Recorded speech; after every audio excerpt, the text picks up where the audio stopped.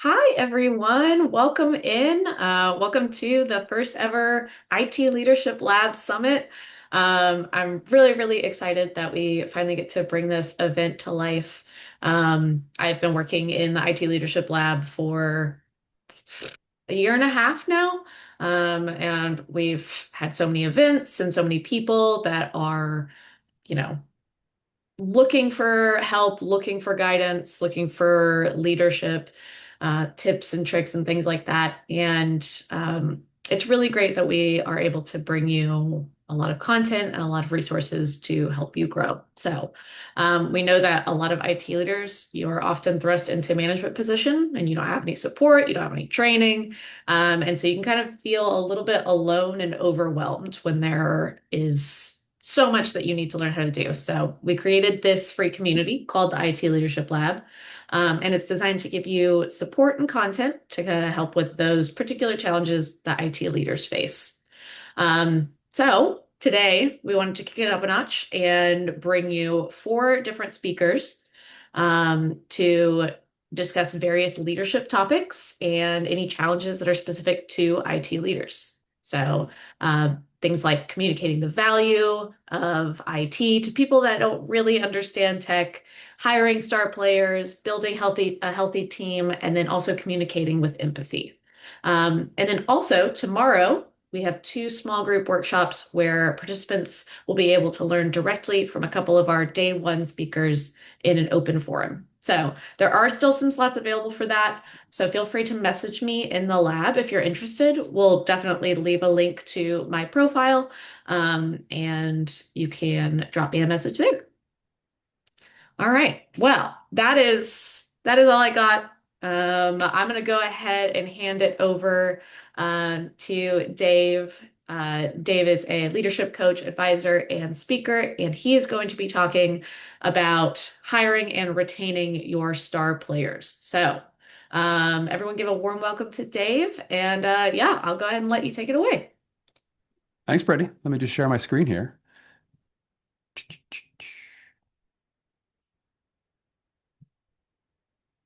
All right. Hopefully everybody is able to see that. The uh, the thing that I wanted to do, just I recognize you all can't talk back to me right now, but hopefully we can use the chat to have a little bit of a dialogue. I'd like this to be as two-way as possible and as valuable for all of you as we can. You can also put questions in the Q&A as well, and I'll try to do my best to keep an eye on that. Um, So, just to sort of help you find the chat, where are you coming in from today? And just yes or no, are you recruiting right now? So location and just a yay or nay, whether you're recruiting. We have a really ambitious session. We're going to find, develop, and keep your A players. And that means we need to hit the essential levers on recruiting, on development, and on engagement in under an hour. I've done my best to distill this down to the essential playbook and give you the 80/20. Um, Seth's coming in from Texas and he says he's always recruiting. That is a good answer. Uh, BC, Canada, hopefully near Revelstoke or Kicking Horse, somewhere in that general vicinity would be my preference. But, anyways, I've done my best to distill this down into the essential playbook and give you the 80/20. But to start, I really wanted to give you two stories. And these stories are indicative of why I personally have done a 180 on A players. I used to think that some people were A players and some were not. And what I've come to learn is that almost everyone is an A player in the right context. So story number one, this gentleman was running our daily publishing process at Bridgewater, and he was running it pretty poorly. Constant fire drills. People would have to drop down to bail him out. We would miss deadlines. I mean, even typos going out to some of the world's biggest investors. And by his own admission, he was a B player if he was being generous. Now, 10 years later, he's the co-founder of a $2 billion company. Same person, different context. The second story is one of my chief of staff. So I actually met her at a Yankee game. We were hosting all of our new recruits and our summer interns. And while it wasn't her job, she had volunteered because she was miserable in her current job. She was a tight operator stuck on a disorganized creative team. I was the COO of the largest department of the company, and I knew how to make the most of tight operators. Um, it turned out she was an easy sell. Her boss, on the other hand, pulled me aside and warned me, I'm not really sure she has the horsepower. She's kind of linear. She's easily rattled. But honestly, you'd be doing me a favor by taking her off my team. This was the best hire of my career. She did the work of three people. She went through multiple promotions after that, and now she runs a large department at Microsoft. The lesson is that anybody can be an A player in the right context, which means for our purposes today, we need to be really clear about the context we're offering. Because the biggest decision, um, the biggest impact you can have on your team is who you hire. When you find that collaborative star, like my chief of staff, the one who levels the team up. We actually unlock a new level of impact. When you bring in someone who's on the opposite end of the spectrum, it's actually disruptive. It steals value. You actually do subtraction through addition. So one of the things I want to start with, like, just want to anchor this, especially for the new managers, the new leaders. It can feel all-consuming and overwhelming that there's just 1,000 decisions coming at you at every single moment.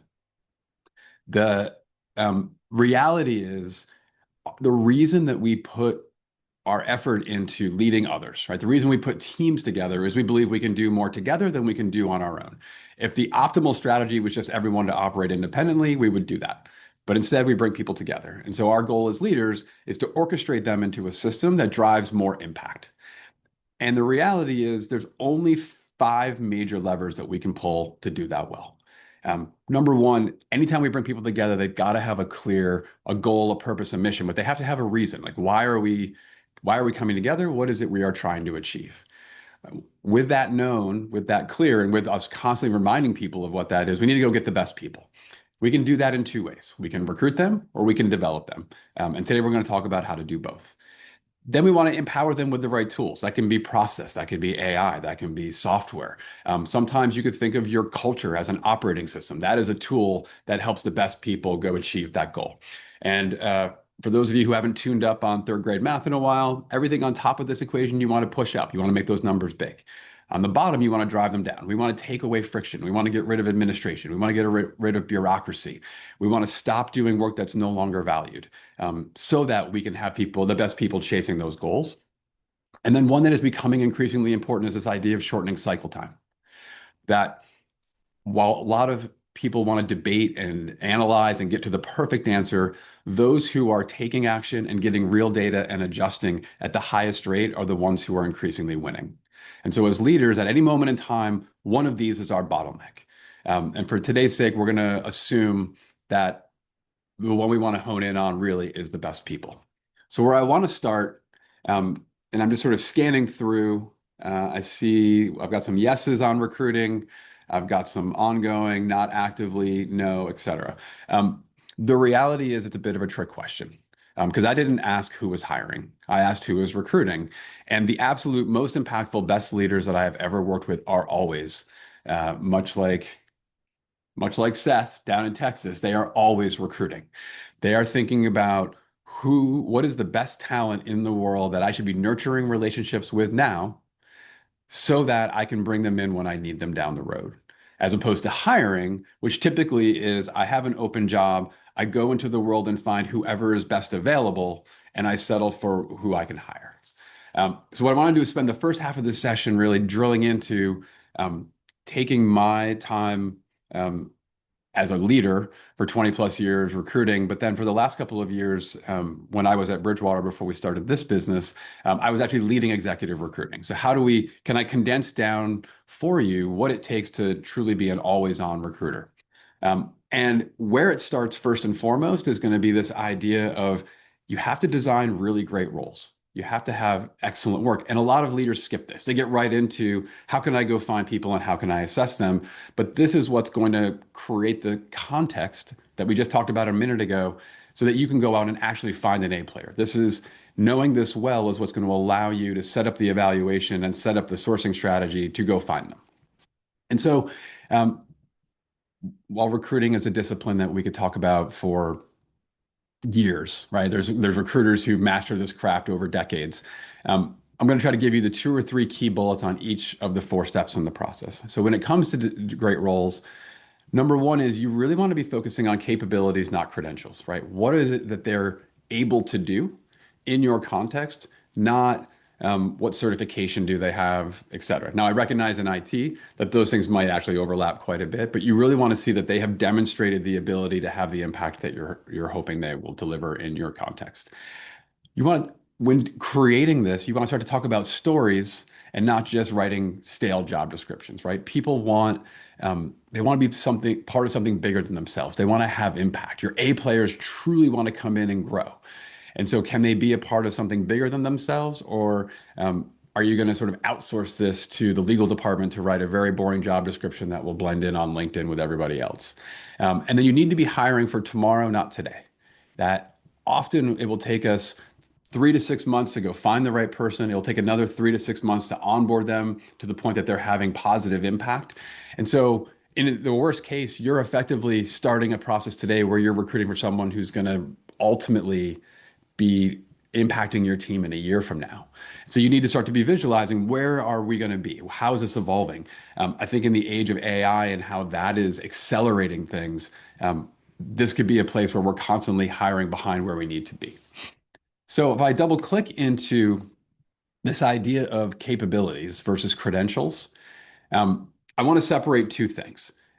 One of which is this idea of capabilities, right? The demonstrated skills and abilities applied to your specific context, right? That this isn't simply like an ability, like a vague ability. This is, they've taken that skill, they've applied it, and it's as close to your context as possible. And then as we're thinking about people, right, we're assessing them to bring them in house in the next couple steps, right? Are they someone who exceeds it? They've shown that they can do and they can deliver above what we need consistently. Are they someone who's showing us that they can do it? They can deliver it on a pretty consistent basis. Are they working on it? Are we going to have to make a bet because the evidence they show us is promising but maybe not complete? Or is this going to be a brand new thing? They're going to have to stretch into this, that you don't have any data to know that they can actually demonstrate this capability. Um, and then on the other side is what I would call preferences, right? This is going to be the natural traits independent of context or application, right? Whereas capabilities are what you need, preferences are what they're like. And these are important when we're thinking about bringing in A player talent, because while these preferences can shift around, in moments of stress, in moments of complexity, in moments of urgency, we tend to retreat to our preferences. And so if you find people whose preferences are naturally aligned with your setup, they're more likely to survive, to thrive. If you find people who constantly have to be stretching and exerting energy to go against their preferences in your context, it's going to be much harder. And so if I dig into both of these a little bit more, when I think about capabilities, if I'm in your shoes, how would I go about defining them? Well, we're not trying to evaluate whether they're good people, right? We're assessing if they're a good fit for our role, for our context. That means we're defining roles that you need in your system, independent of the people available, right? We're going to design the capabilities, then we're going to go find them. Um, this doesn't mean that it's going to be purely results based, right? Some of these capabilities might be how they interact with our teammates, right? A toxic teammate might produce, but they offset their contribution through the carnage they create. And so we want to think about, what are the core capabilities, the behaviors that should align with your company that allow the team to thrive. Those should be, those non-negotiables should be some of the capabilities. So then how do we define them? Right? How do we identify the capabilities in the role? Well, first off, you have to be specific, right? If you just sort of look at this cascade, right? Analyzing data, that could be a huge swath of people, and it comes in so many different sizes, shapes, and forms, versus analyzing large data sets. Okay, I'm starting to hone that in a little bit, signaling the type of environment we're going to be. Okay, now I need to produce insightful visualizations on large data sets. Now there's an analytical capability overlaid in the visualization component. Oh, I'm going to produce real-time insightful visualizations on large healthcare data sets. Right? Wow. Like, now I'm starting to get precise. Intuitively, for a lot of people, they'll say, well, that's going to shrink my funnel. Good. You're much better off getting people to self-select out who aren't actually qualified so that you're dealing with a much smaller pool of people who are highly qualified.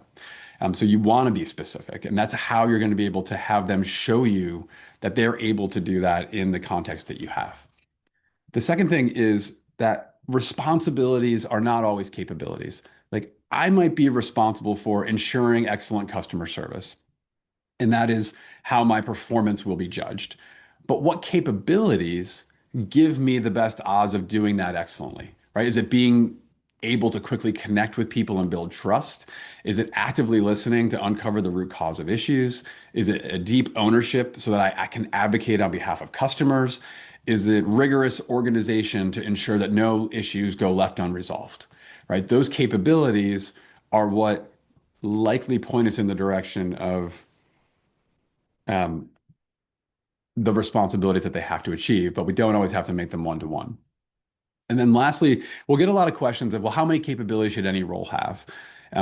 In general, I would say 3 to 5, and more than 5, you might be chasing a unicorn, because every and, right, this capability and this capability and this capability, it shrinks the pool, which is good, but it also raises the price, right? We're getting more and more specialized.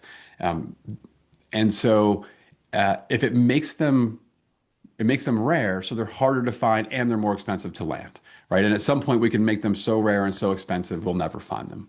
Um, so that's how I would think about, what are the 3 to 5 capabilities for a key role on your team, right? Can you articulate those and have them? Now, in terms of preferences, um, we often use different psychometric tests. A lot of companies have these. One that we use for our program is called Principles U. I experienced it in my time at Bridgewater, where Ray effectively created it with Adam Grant at Wharton, because we were using MBTI, and MBTI was effectively as statistically rigorous as a horoscope. And so we tried to create something that had a similar framing and approach, but was actually backed by research. The other reason I really like this is because the free tool is actually pretty robust. It not only lets you get the personality assessment readout, it lets you compare to one other person, or friend with people, and be able to compare those two people on your friend list. And so in this example, this is my wife and I. We run our business together. These preferences, we'll say like traits are not fates. Just because I might be low on detailed and reliable doesn't mean I can't flex to be more reliable at times. It just means it takes a lot of energy. So when you see scores, when you see preferences that are at the extreme, one side or the other, it means it's a strong preference. When you see it in the middle, it means that we're relatively neutral. And by that, we can flex very easily. When it comes to our teams, when it comes to going to find our A players, right? The more that we understand our setup, the more that we can say like which of these preferences are going to allow us to thrive.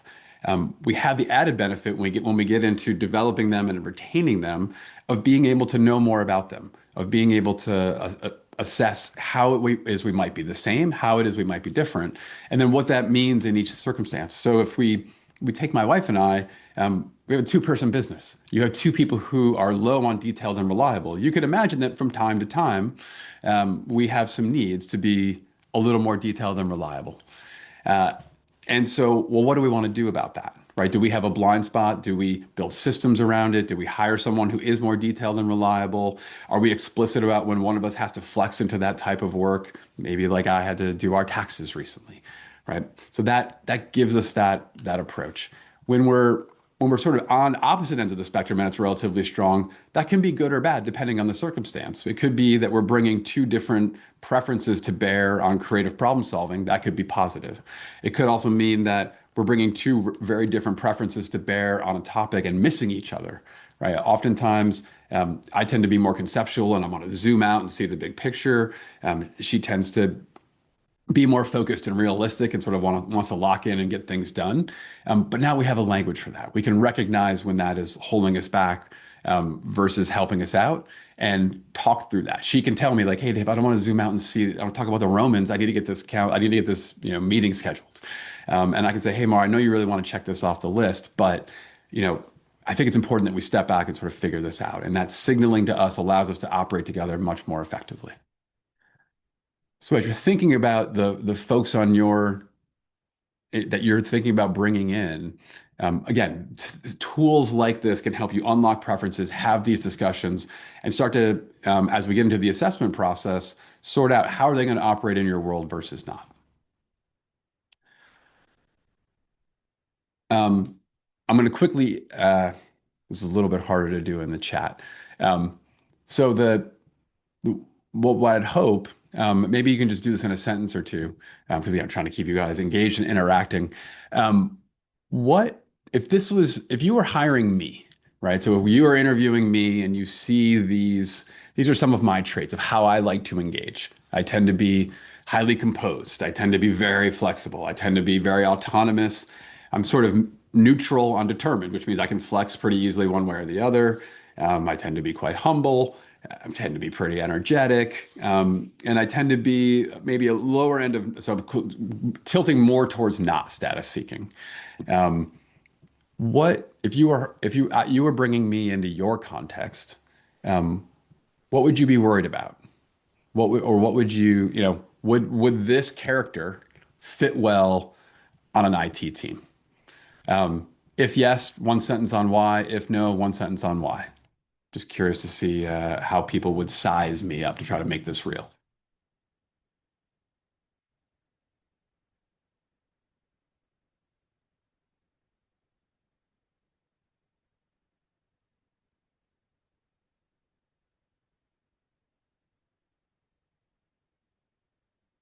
Let's see. All right, Trevor says flexibility, humility seem like great traits for an IT professional.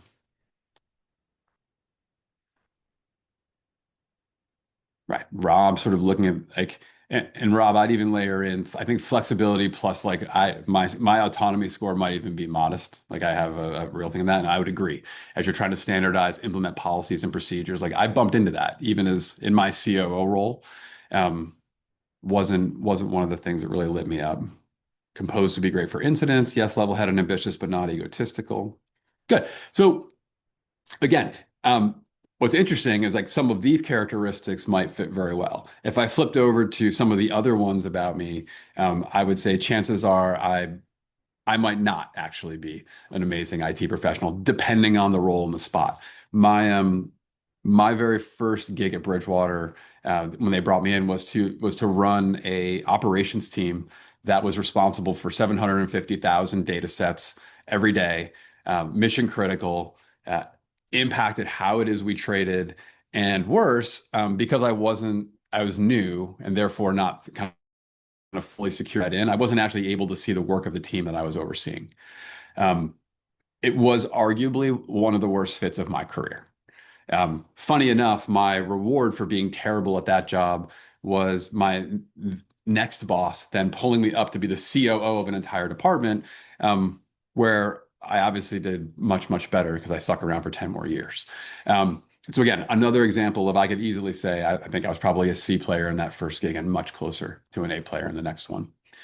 The other thing we mentioned on the recruiting thing was this idea of telling stories, not writing job descriptions.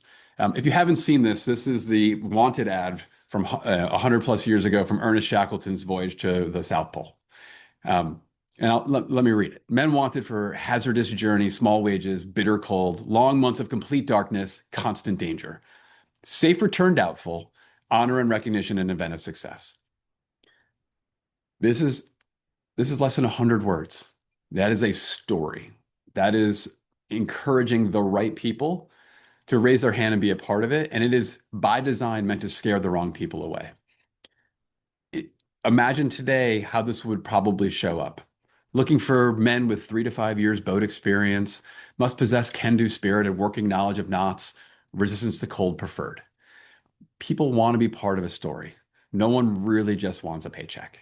And so, can you, in a sentence or two, tell the story of what of the dent that your team is making in the world and why their role is going to be like a meaningful lever in making that dent? So, beyond great roles, we then want to get into how do we go find the people?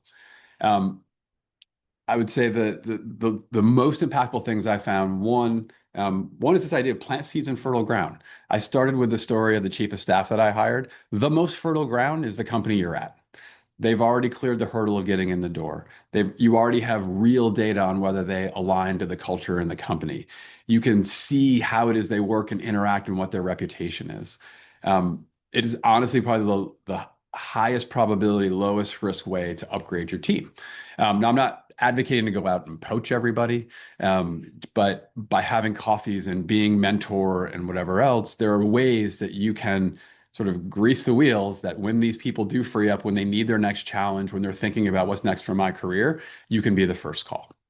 There are other places that are fertile, right? You probably belong to communities or networks of people who do the type of work you do. It's a great place to find high concentrations of them, and sort that out. Another piece would be this idea of using the magnet, which I'm going to give you a more in-depth version of in a second, and then fishing where there's life. And so let me give you two examples, one of each of these examples. When I started at Bridgewater, the attrition rate for experienced managers was over 50% in year one. I also came to learn that new hires in general were turning over at more than 30% in that same time frame. And initially, it was chalked up to being high standards and we're demanding. We're not for everyone, was something I heard quite a bit, which is a wildly expensive posture for both parties. We paid recruiters. We ran expensive tests. We pulled off key people from work to do interviews. We invested 4 weeks onboarding them. It usually took 6 more months for them to be productive. Not to mention the reputation that we burned. Then the light bulb went off. Why are we surprising them during the interview process, or worse, once they start? What if instead of being secretive about it, we advertised it? We leaned into it. And that's when we decided to magnetize our culture. And why do we use the word magnetize? Well, magnets have both poles, right? One side attracts strongly, the other side repels. Um, and so, how did we do that? Well, we record every meeting at Bridgewater. And that's one thing to say that to somebody, and it's another thing to show them the tapes of those. So we had candidates watch 2 hours of videos in order to even be able to apply. This was our culture in action, right? Radical truth and radical transparency. Those two things sound amazing intellectually. And so the candidates would, in their own mind, cherry pick the best possible view. Wouldn't it be great if I could give people feedback? Wouldn't it be great if I had transparency into everything? All of a sudden, it feels very different when you're in the seat, when people are giving feedback to you, when you're expected to be giving transparency on everything. And so we did our very best to help them feel it. What you see in this picture was a typical meeting at Bridgewater. Not only are the people sitting at the table, yes, one is Leslie Stahl from 60 Minutes in this particular case, but there were rows of people behind who were literally there to observe meetings. What you see in the foreground was an application we had where you were expected to give feedback to people real time in the meeting, and it created a grid of feedback givers on the one axis and feedback receivers on the other. And this is a very generous version of that tool where everything looks green, I would say, as I was often on the receiving end of a much redder version of these tools. But again, hearing sort of the theoretical getting feedback was not nearly as sharp as having people watch it happen, watch someone get fired in a meeting, watch someone sort of go off the rails in front of a room of 100 of their peers, and it brought it to life. But we weren't the only, we weren't the only company who was sort of taking our mission and our values and applying them through the way that we would go get the people. You could see it with Google as well. My wife worked at Google, right? They were responsible for organizing the world's information, and they had a value at one point of don't be evil while she was there. Um, they would, in their assessment process, talk about being googly, have someone's GNA. They would use stories of, is this a type of person who would return the scooter? Would they leave the micro kitchens cleaned up from granola, or would they leave a mess, right? They wanted people who were going to be quirky, be a little bit different. Netflix was similar, right? Netflix is this ambitious goal of entertaining the world, and they had a value of keeping only the most effective people, right? That they were going to run like a sports team, not like a family. And they would advertise that, oh, well, wouldn't let Netflix look great on your resume? In fact, these values were so sharp that the person who helped Reed Hastings write them, Patty McCord, who was their chief people officer, ultimately the system kicked her out to upgrade. And when interviewed, she said, well, I wrote the operating system that eventually was going to do that, right? We said that if we could upgrade any position, we would do it, and that applied to mine as well. And so as you're thinking about your teams, right, the question is, what are your non-negotiable behaviors? Now, I crossed off values and I changed it to behaviors. I think a lot of leaders talk about values, but those words tend to mean everything and nothing as a result, right? Excellence, integrity, ownership. Like every company or many companies sort of espouse to those virtues, but then the individuals in the organization are left to define it for themselves. And so the companies we think get it right talk about behaviors, right? What do people do? How do they operate? Where do they draw the line on what's tolerated? Who do they celebrate and reward? Because ultimately, like what you do is who you are. And so the way that as I'm leading, if I'm leading in your shoes and leading my team, like what are the non-negotiable behaviors on my team? And I would write those out, and then I would test them. And the test comes in three forms: hire, fire, retire, right? Would you pass on a candidate who is otherwise qualified if they had showed you that they don't operate by this non-negotiable behavior, right? We worked with a CE, we worked with a CEO in the fire case, right? Would you fire your top producer? He was in front of a room of 65 people, and someone challenged him and said, "Do we really live the values? You know, like, can you give me an example?" And he said, "I've owned this company for 40 years. It was a recruiting company. He was doing something like $600 or $700 million top line. He was like the number one producer, the number one recruiter in the company because of how much of this company I own earns me $1 million a year in profit. Like I personally get $1 million from that one person because they're so successful." He's like, four times in the 40 years, I have fired that person because I believe so strongly that there are some behaviors that are intolerable for us. So you have to imagine that I, the CEO, I'm walking out into the street with a wheelbarrow filled with $1 million. I'm dumping it into the middle of the road and I'm lighting it on fire. Um, but I know that that's what I need to be doing for the long-term viability of this company. That is the difference between slogan and sacrifice. The third test might be, would you walk away from a client who was being demanding of your team in such a way that they were forcing them to violate one of these non-negotiable behaviors? What we find is if people apply those three tests, their initial list of 10, 12, I think the longest list I saw was 33 behaviors. It usually gets down to one, two, three, maybe as many as five, but there just aren't that many truly non-negotiable behaviors that are there to help your team differentiatedly win, that you just simply won't flex on.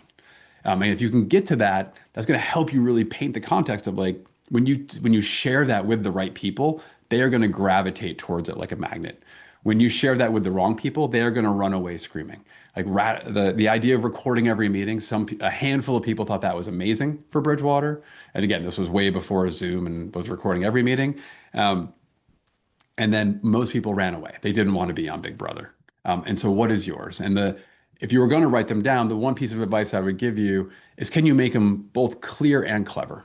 Right? There's this idea in writing that we should be clear, not clever, but the types of things that stick with people, it's like they're memorable, right? They remember them. And so you both want to signal what the behavior is and give them a path to it.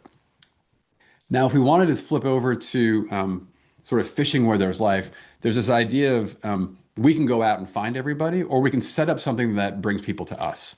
And I thought this one might resonate with you all. I don't know if they do this anymore, but a while ago, um, Google, if you had done a certain number of like very specific searches, the screen would literally break and offer to play a game.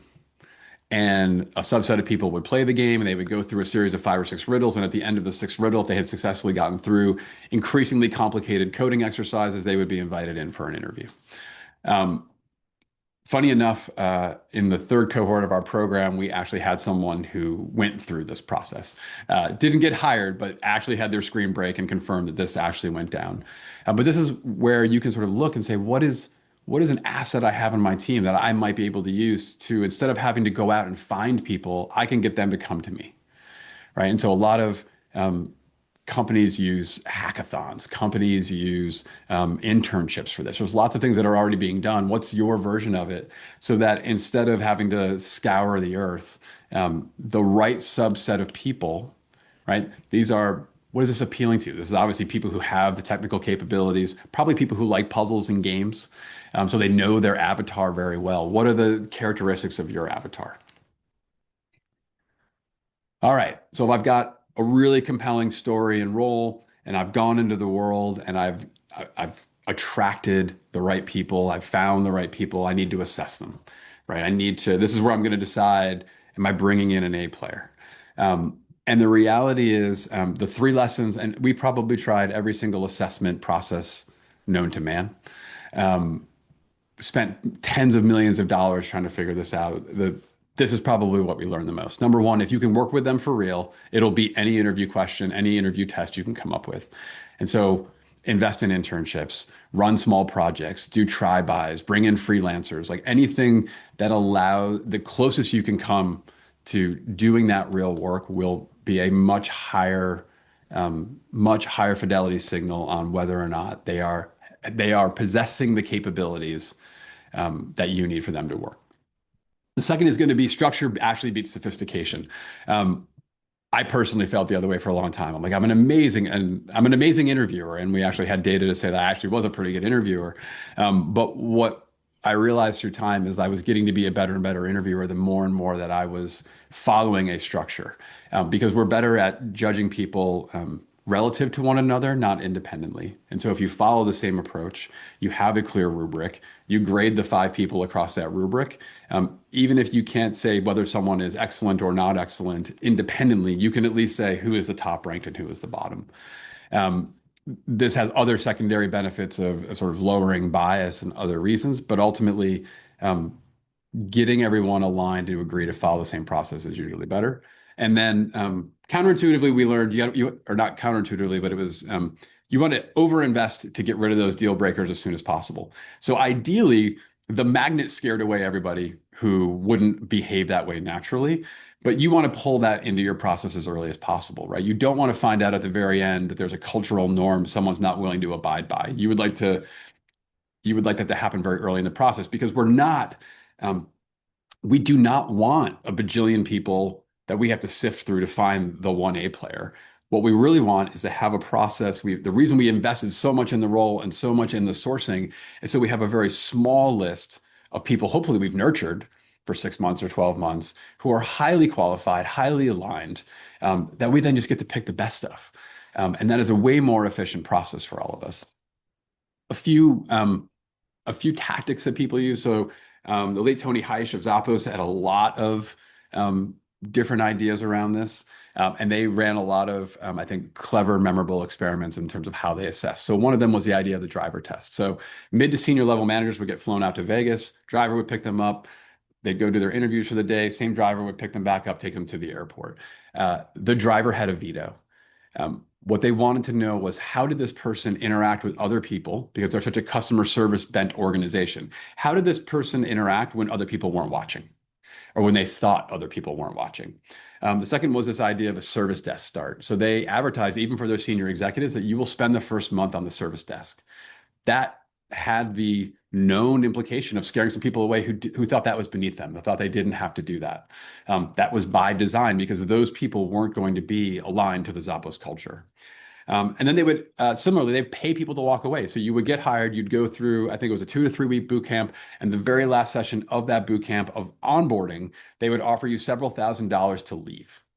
Like if everything you just learned from this boot camp, from this process, you don't want to be a part of this, you're not excited about this mission and this purpose and operating in this way, we'll literally give you money to go. And again, what they learned was getting people to do that to self-select out was actually cheaper in the long run. Spending thousands of dollars to unhire someone was cheaper than having them come in and have to work through the entire system. Um, and so, what are the clever ways that you have the ability to assess for what it is you do? There's one other thing that I think people generally, a lot of, especially new managers, but I think most managers, they roll their eyes at, and that's references. And I would say, um, if that's you, and it was me for a long time, it's because you're using them wrong. The highest point of leverage a reference can provide is actually the threat of doing the reference. So a lot of times, I would say the typical reference is you ask someone, "Hey, give me the three people you've cherry picked that I should talk to." That is obviously they're not going to give you anyone who's going to say anything negative about them. They are very purposely steering you away from people. Versus, you can simply state up front that we will be asking for the name and the ability to reference every manager on the resume for all the things you've listed out. Even if you choose not to do it, the idea that you're going to reach out and talk to these people is going to massively increase how honest they're going to be. And again, I'm not even saying like they're being deceitful intentionally, but you're not going to paint a rosy picture if I'm going to go check it. You're going to paint an accurate one. And so, if nothing else, let them know up front that your intent is not just to reference their cherry picked list, but basically everybody who they're claiming to have worked for. The second thing you can do with references is like when you do them, don't just check the box, right? Verification of like, did they do this? Did they do this? It rarely uncovers anything useful. Probably 1 in 200, you might find somebody telling you that. And that's not the best use of your time as a leader. Instead, make it very much about helping that person succeed when they join your team. How do they thrive? Where gives them energy? What steals their energy? Where do they trip up? Where do they make mistakes? The more that the person on the other side of the phone from you feels like you are invested in helping them succeed, the more that they will let down their guard and be honest with you. That may open up channels where, at the worst case, you're leaving with a better understanding of how to set them up to succeed. And in the best case, you might actually find a thread that you need to pull on to uncover something that is a deal breaker and you avoid a big problem up front. Um, all right. So we've got really compelling, like a really compelling role with the right capabilities where we found amazing A player types that we've now assessed down in a structured way, getting rid of our deal breakers first, ideally with real work, and now we got to close. Right, we got to bring these people in. Um, I don't want to go super deep on this. These are really just words of caution. Um, if you have been paying attention through the process of recruiting, you should be sourcing objections and dealing with them as you go. But if nowhere else, you got to handle it here, right? If someone has made mention along the way of like they don't want to relocate, you should have dealt with that when that came up. But you're certainly going to have to deal with that with the offer and with the closing. Um, what are the other objections? Like listen carefully. People will tell you if you listen why they're going to say no in the end.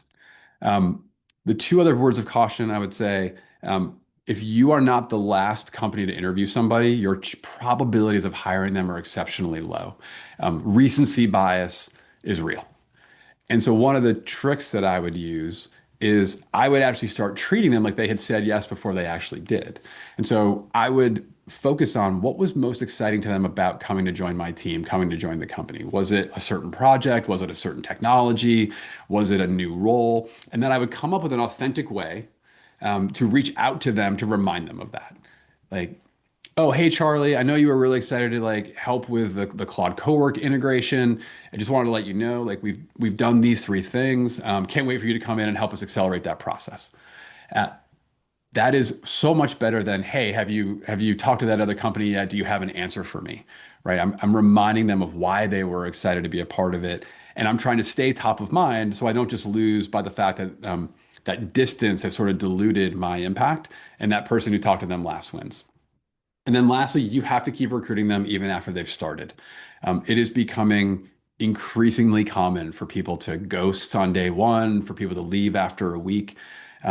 It's not something I love, but I think it's becoming a reality that we have to deal with. And so, what are the things that we can do? Can we treat them in the same way that we were while we were recruiting them after we've recruited them? Um, Lean into how you onboard them, how quickly you can get them to impact, how soon they get to know people and make connections, et cetera. Keep doing that until you really feel like you have momentum. Like keep leaning into that as you go. Um, Now, I want to bring it all home with an example. Hopefully, this will resonate with some people, and I will only offend a handful of people in the South. Does anybody know who this is?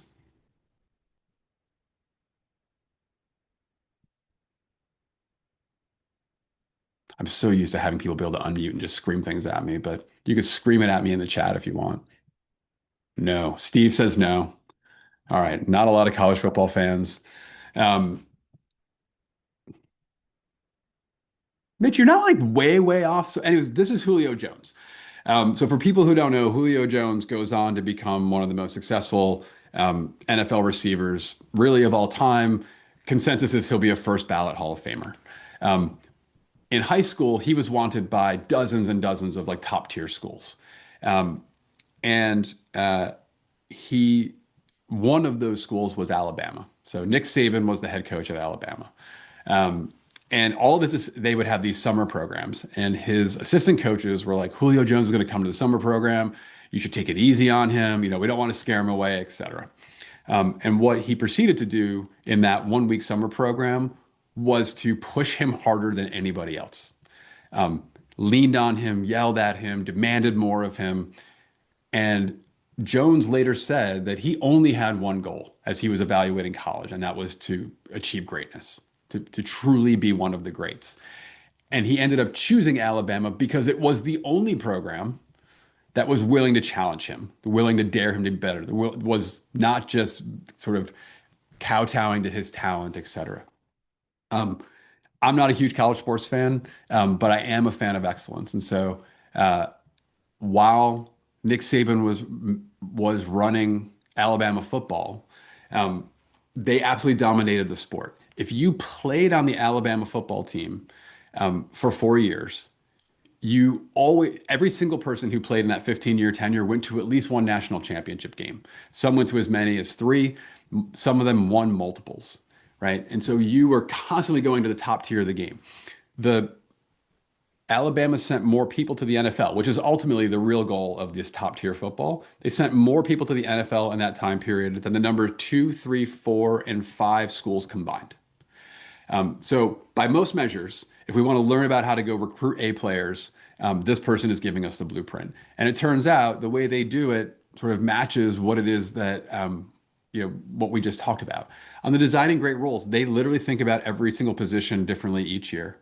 They go down to 60 different attributes, targets, weights, but things like ankle flexion, right? They learned that line, it's a very hard thing to change. And if a lineman has a couple more degrees of ankle flexion, their leverage goes way up. And that it's the equivalent of having someone who is bigger and stronger.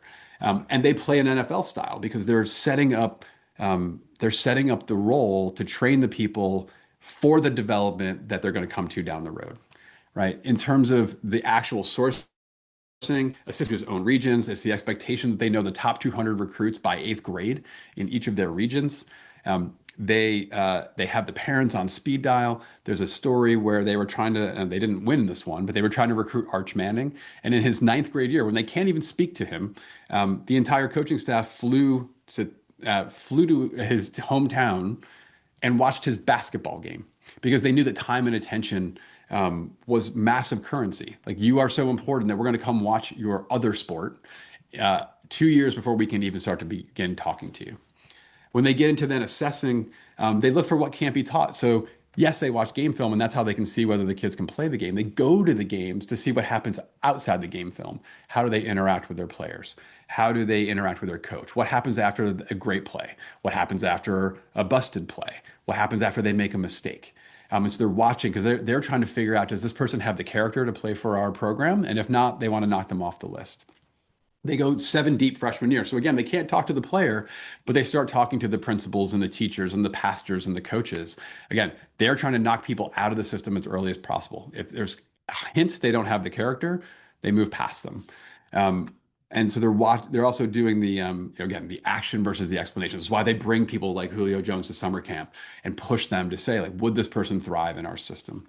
And then ultimately, um, he's a killer closer. He sells the NFL, right? He's selling beyond just coming to play here, but beyond that. Part of what some of the objections he would front run come from other programs. For other programs would say, well, why would you go play for Alabama? You're not going to play. They're too good.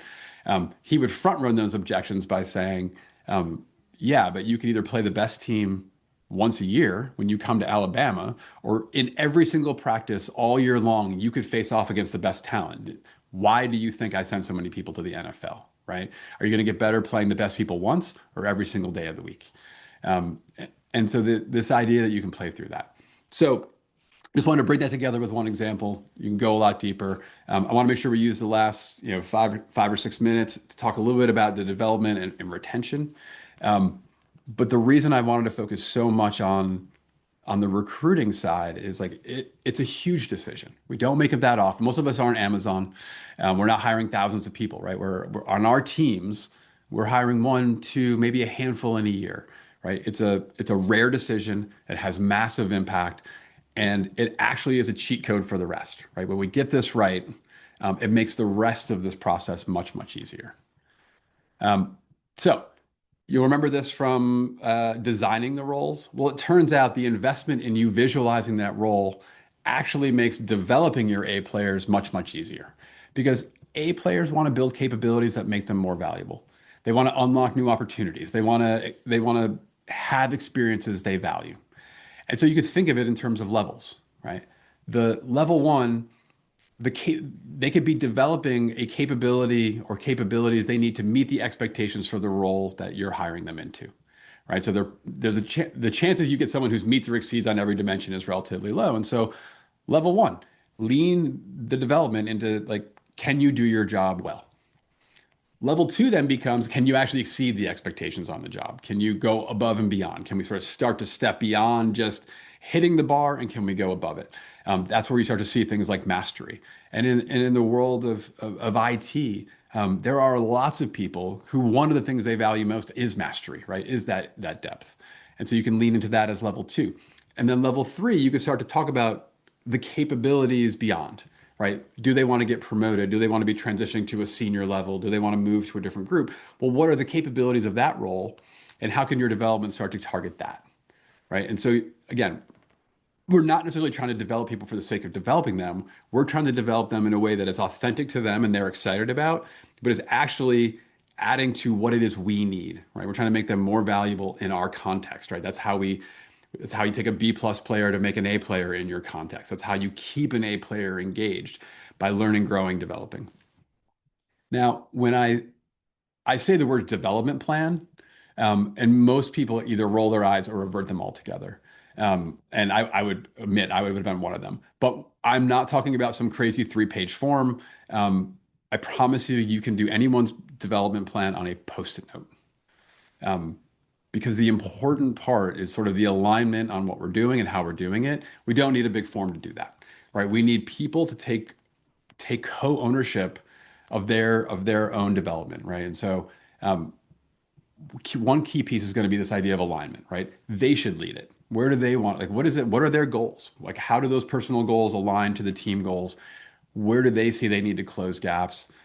Yes, you can help nudge that. You can give them additional stimulus, but ultimately, you want them to feel the weight and have the pen because if they write the story, they'll stick to it.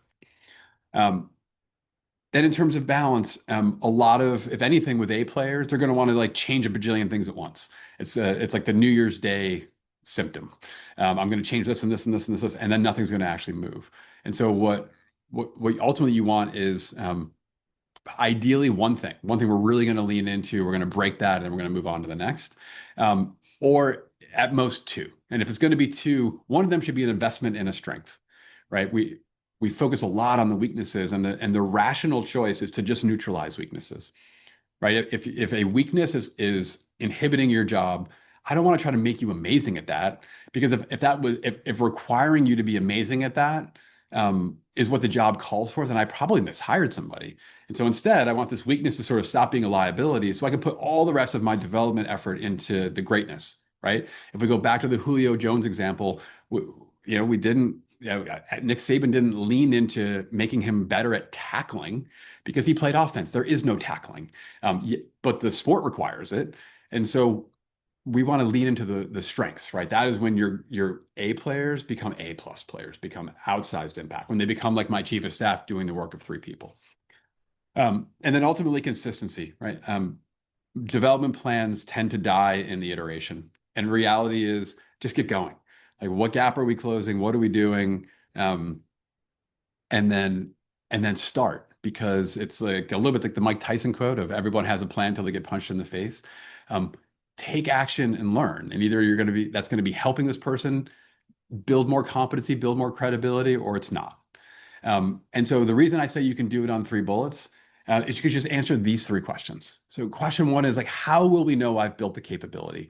Well, to do that, that means you've named which capability it is we're focusing on. We know what winning or excellence looks like. And we've stated an achievable way that maps the path to get there, right? So one is like, how will we know? The second is like, well, how am I going to be supported, right? What are the resources, training, and real work? This means we've visualized what that support is required. We've aligned with everyone else involved, right? If you're asking, maybe you're asking a peer to help out. Maybe you're sending them to a training program. Maybe there's something else, but that everyone else is lined up. And that person, like, how will I get the resources, right? Like this person who's being developed is the one who owns it, right? And you want them to own it so that they can be the one to adjust it. They can be assessing, is it getting better or is it not? And then ultimately, how will I get the feedback to ensure I'm progressing, right? Because we all have blind spots. And so to do this, it means we know it won't be a straight line. We know there's going to be like starts and stops. It's going to enlist other people to help on the journey. One of the easiest ways to help people develop is to get others involved. Um, and then there should be a specific cadence and time, and that maybe that is in your one-on-one meetings, maybe that is some sort of a monthly development session, like whatever that thing is. But there has to be time devoted to looking at, are they taking the actions agreed? Is it having the impact we hoped? And if not, why not? And how do we adjust? So that would be my simplest way, because ultimately, with A players, if you truly have one, like you're not going to have to do much nudging to develop them. It's really just helping them point in the right direction. They are constantly going to be seeking bigger challenge, more impact, getting better because they want to raise their value. They want to do that. So this is very much, how do you keep it simple so the administration doesn't get in the way of the amplification? Okay, so if I've got grade A players, I'm developing them, and now I want to keep them. And usually, it comes, you know, it comes down to motivation. And here's the catch 22. You can't motivate A players. Like that comes from within. Um, but the good news is that that's a lot of what makes them A players. The thing that you can do as a leader is you can steal their motivation. You can create the conditions that demotivate someone. And the people with the most options are usually the first to go. And so in my experience, when I see 8 things that deplete a team, and so these are where I would be very mindful of the ways that I'm interacting and what it is I'm doing to set up the environment where the A players can thrive. So one's going to be around the mission, right? And there's 2 pieces of this. Are they aligned? Do they care? Again, it could be a mission, a purpose, a goal, whatever you want to call it. But the more that they're naturally aligned and excited by that, the more that motivation is going to like take care of itself. The more that they don't really care, it feels distant, it's not real, they're too far away from it, you're going to struggle more. The other piece is like the reward. And the reward, it doesn't have to be financial, though it often is, but it can also be the impact. But do they believe that they are going to share in the spoils of winning, that they're going to be attached to that success? Um, Bucket two is going to be around the work. And as the leaders, you have a tremendous amount of control over this. Um, Number one is they want to make impact, right? And so does this work matter? Does it move the needle? Does anybody notice? And so anything that is bureaucratic, administrative, et cetera, how can you strip that out so that the majority of their time, effort, energy is going to something of impact? Um, it can be impactful work, but then it also needs to be efficient. If they see better ways, how can they be empowered to chase those better paths? Right? Because it's one thing to do impactful work, it's another thing to do it efficiently. And even if you have impactful and efficient work, are you asking something that's reasonable? Right? There's some point where we simply are asking more of people than the actual capacity to do it. This bar is changing, right? The tools that are coming out right now are amplifying in ways that haven't been before. Um, but nonetheless, I think part of our role as leaders is to understand like what is unrealistic. When I ran recruiting, I knew that at that point in time, a recruiting team could make two hires a month. I could not ask them to do four. I certainly couldn't ask them to do four in a sustainable way. And so, what is that capacity? And then the last one is personal, right? It's individual. One of them is connection. And in remote, hybrid, increasingly individual contributor focused work, connection is actually a big deal. It turns out that people are 7 times more likely to stay at a company if they have one friend. So what are the things you can do to manufacture that? Can you make introductions, make connections that people are authentic? They want to be growing. We've talked about that a bunch. And then also just recognize that sometimes what looks like demotivation is something going on in their life. It could be a new child, it could be a sick parent. There's lots of things that can show up as though my A player is demotivated, when in reality, the key thing to do is to care, is to know and support. Um, and that could be another thing that often gets overlooked and ultimately not handled well ends up with you potentially losing an A player. So, um, what I'd love you to take away from today, can you design vivid roles, those capabilities that draw in the right people? Can you set up your assessment process on real work and looking for those deal breakers early? Can you invest in their development, making sure that they feel that they're growing their value and their impact from day one? And then ultimately, can you be really mindful of how it is you're leading, not with the goal of motivating people to, but ultimately not to create any conditions that pull that motivation away? Um, I'll leave you with this last thought. Um, Chances are you made some notes today. Maybe you had a few ahas, but if you don't take action, I would argue our time here is wasted. And here's the thing. You only have a few options to commit to action, right? If the note you wrote down, you can do it in under 2 minutes, just do it. If you can't do it in under 2 minutes, schedule it. If you need other people, add it to the agenda of a meeting that you have that's set up for the week. And if that meeting doesn't exist, take the 2 minutes to schedule it. All four of those will go from a note on your paper to actual action. Putting it on a list is not the same as putting it into action. Like, do the last 5%. Um, we have a free playbook. We have a workshop tomorrow. I appreciate all you. Brittany, do we have a couple? Can we do 2 minutes of questions? I know I kind of hit the 10 o'clock mark. Yeah, I think we've got a little bit of time. If anybody has any last minute questions, Seth had asked a question near the beginning, but um, it was uh, not.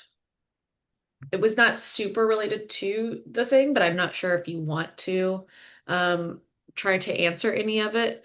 But basically, he asked, should we begin considering friction as something we need to protect or even reintroduce to ensure that we are developing new leaders through interaction with difficult scenarios, and more importantly, ensuring that we are not moving so quickly we lose resilience through losing optics on potential issues.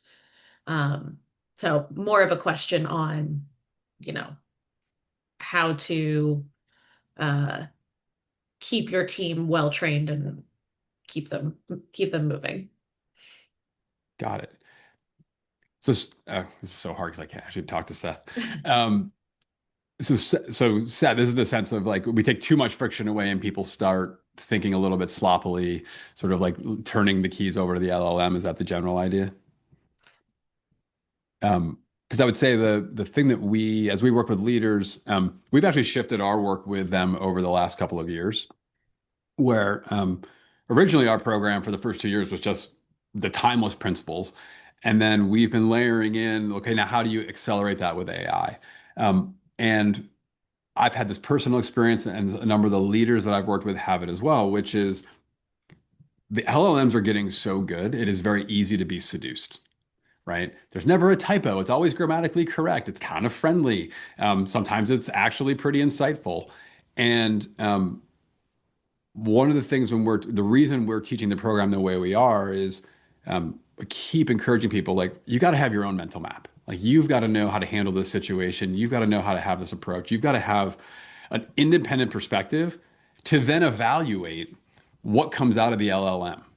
And if you go the other way, if you're like, hey, LLM, give me the answer first, it's actually really hard to go the other direction, to be like, well, now let me think independently with this thing clouding my judgment. Um, and so to some degree, like, I think I agree. Like, that's what you meant by friction. Like, I really try to get them to hey, independent if you didn't have this, even if it's just like rough notes, like what would you do or how would you do it? When we do writing, I will write down like these are the 5 topics I would have in there. And sometimes I'll feed it the 5 topics. Sometimes I'll be like, let me see what it gives me. And then I'll cherry pick from my topics plus what it gave me and then put it together. Um, but I think that shows up almost independent of like whatever AI scenario it is. Like you have to have some point of view or otherwise um, it looks good on the surface, but it's a little bit lacking underneath. Mm-hmm. I'm not sure if it's related, but what if an organization's direction is treat everyone as just a number? Um, I get myself in trouble if I say find a new organization. Um, I I don't know that if I put my other hat on, I would say I think that that can often feel that way, but I don't know how often it's actually true. They might be the leaders might be setting having been in both positions, I just know that a lot of times there's way more context and things going on than any individual manager, middle manager, senior leader often can know.